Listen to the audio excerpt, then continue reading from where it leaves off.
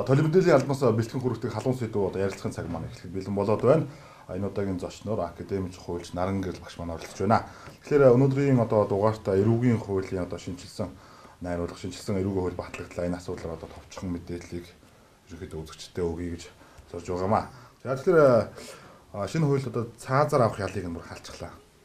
Энэ одоо ер нь зөв үү буруу таны бодол?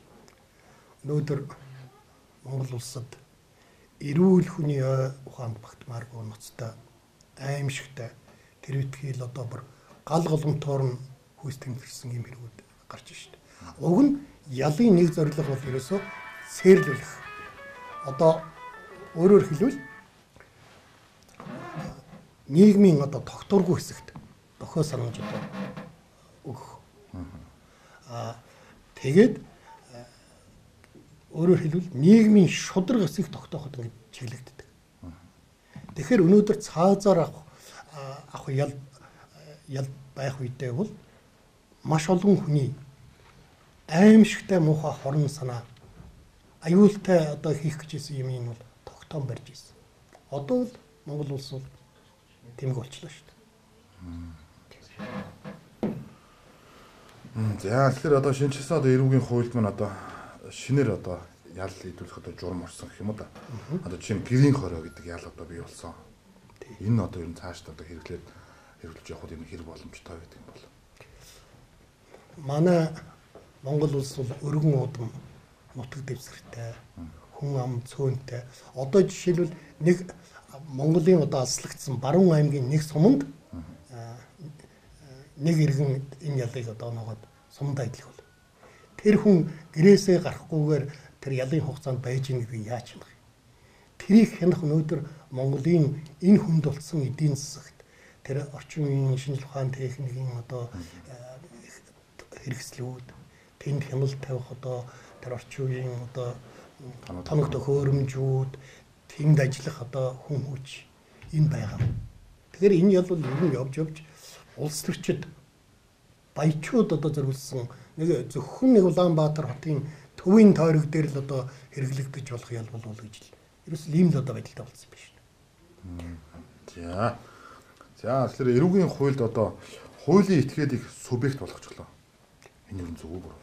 Тэгээ одоо бол шинэ хуулиар бол хуулийн этгээдийг одоо 40 гаруй гэмтэргийн субъект болгосон. Энэ бол их олон.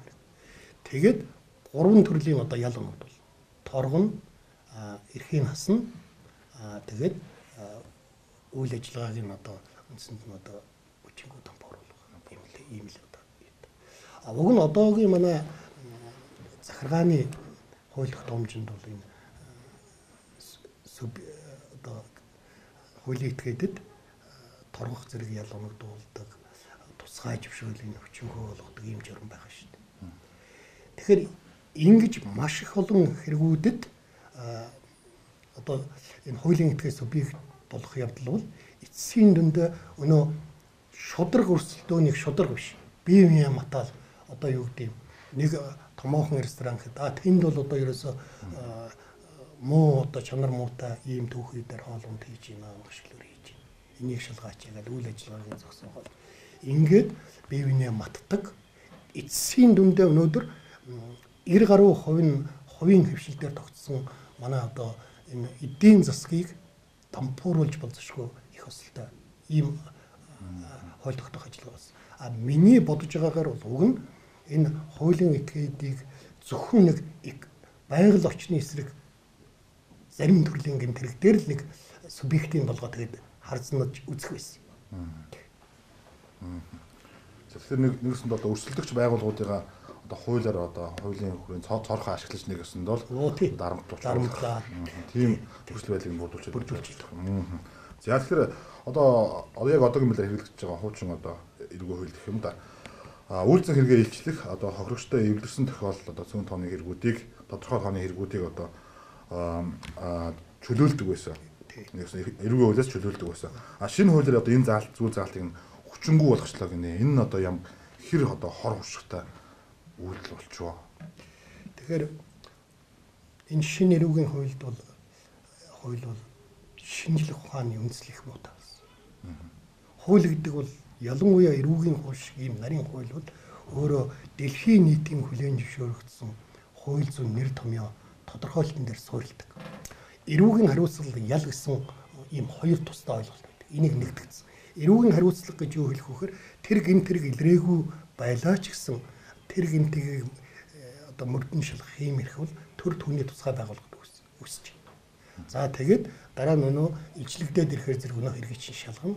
Өнөө хэрэг толбогдсон хүн бол хэрэгээ шударгаар одоо хуулийн дагуу шийдвэрлэхийг бас төрийн тусгай байгууллагуудаас мөрдөн байцаах шүүх прокурорын байгууллагаас шаардна. Энийг ер нь эрүүгийн хариуцлага гэж нэрлэдэг.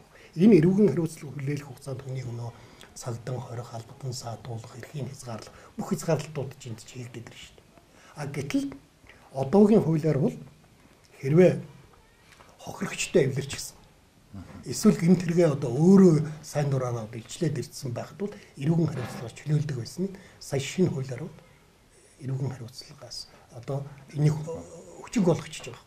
Энэ их осолтой. Яагаад гэхээр өнөөдөр илрээгүй маш их ноцтой одоо ийм хэрэгүүд Монголын нийгэмд бол олон биш. Гэтэл хэн нэгэн тэр хэргийг үйлсэн чин сэтгэлээсээ хэрэгээ илчлээд хань хаан саатнуудаа хорвшгаа одоо илрүүлээд гаргаад хуулийн байгууллагад ярьчихад тэр хүний эрүүгийн хариуцлагаас чөлөөлөх юм бол ямар олон хэрэг илэрхүү Монголын нийгэмд ямар их шударгаас тогтох вэ? Энийг л байхгүй болгож байна. За тэгэхээр эрүүгийн хууль бол одоо бусад шинжлэх ухаантай одоо уялдаа холбоотойгоор хэрэглэгддэг хууль гэж үздэг. Одоо энэ шинээр одоо батлагтаад байгаа хууль маань одоо ер нь энэ тал дээр ер нь хэр зэрэг нь харагдаж байна. Ер нь шинжлэх ухаантай уялдаа холбоотой нь одоо байгаа нөхцөл нь яг ямар хөө аль зэрэгтэй байна. За би энд бол их олон жишээ хэлж байна. Ихтэй ганцхан жишээ л. Жишээлбэл нэраа хүүхд алах, их хүн нэраа хүүхд алах гэсэн юм хэрэг байдаг. Одоо ч төрөөчийн хуульд байсан шинэ хуульдж байгаа. Тэнд аваач нэраа хүүхд гэдэгт бол 3 төрснөөсөө хойш 3 хонж байгаа хүүхдэд хэлнэ гэсэн юм тайлбарыг шинэ хуульд хийсэн байна. Гэтэл ангаахын шинжлэх ухааны дэлхийд тогтсон одоо ойлголтоор бол төрснөөсөө хойш 29 хоног дотор байгаа хүүхдийг нэраа хүүхд гэж үзэж байгаа. Тэгэхээр эрүүгийн хуулиар ангаахын шинжлэх ухааны дэлхийд тогтсон нэр томьёог өөрчилж болохгүй шүү. Ийм өөрчлөлтүүдийг нэлээд хийсэн байна. Энэ их ноцтой. За тэгэхээр ерөөд бас иргэд бас нэлээд сонирхож асууж ирсэн нэг асуулт байна. Та бас хэвлэлээр одоо өгсөн байсан. Одоо Монголын уламжлалт сургууль хүмүүжүүлэх одоо аргыг эрүүгийн хуулиар гэмт хэрэг тооцлоо гэсэн тийм ярьслаа тавьсан байсан. Энэ одоо яг ямар учиртай юм?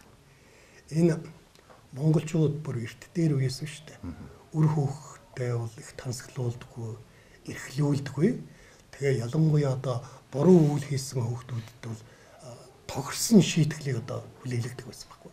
Гэтэл одоо эрүүгийн шинэ хуульд бол аль хүүхдийг альва үйлдэл эсгүүлдэхын төлөө одоо шийтгэж одоо сэтгэл санааны зовөр одоо очруулсан бол гэмт хэрэг тооцно гэж. Тэгэхээр одоо бол ерөөсөө хүүхдийг нэг шахуурдаад авах, нэг загнах, эсвэл нэг тодорхой одоо хэрэглээнд нь хориг тавих. Энэ бүхнийг одоо ерөөсөө гэмт хэрэг гэж одоо би бол одоо бас олон жил багш хуульч хүн ийм цаг үеийг Монголынхаа сургууль хүмүүжүүлэх уламжилт шалгарсан аргыг гэмт хэрэг тооцох ийм цаг үедээ одоо учир нь гэдгийг би одоо зөвлөж яваагүй бүр үнэнхээр би энд их эмзэглэж байгаа байхгүй. За ойлгомжтой. Тэгэхээр одоо энэ хүү шинэ хууль маань одоо хизэнээсээ даган мөрдөж эхлэх юм болоо. Энэ талаар та нэг товчхон харь. За энэ шинэ хуулийг бол эх оны 9-р сарын 1-ээс дагаж мөрдөн. За энэ яагаад ийм их урт хугацаа тогтоосон гэхээр энэ хугацаанд хуулийн байгууллагын ажилтнууд жирийн иргэд энэ хуулиа одоо их зөв ойлгож тайлбарлан таниулах, сургалт ийм одоо үйл ажиллагаануудыг бол энэ хугацаанд хийн. Өнөөдөр одоо бас энэ TV8 телевиз та бүхэн бас энэ нэвтрүүлэгт оруулж байгаа надыг оролцуулж байгаа явдал бол бас энэ хуулийг одоо тайлбарлан таниулах, нийтэд одоо ойлгуулах ажлын нэг эхлэл байна гэж би одоо та бүхний урилгыг их баяртай хүлээж авч ирж байгаа. За баярлалаа. За тэгэхээр өнөөдрийн дугаар маань энэ төрөд өндөрлөж байна. Таны одоо оролцсон таны одоо ажил үйлс амжилт хүсье. За баярлалаа.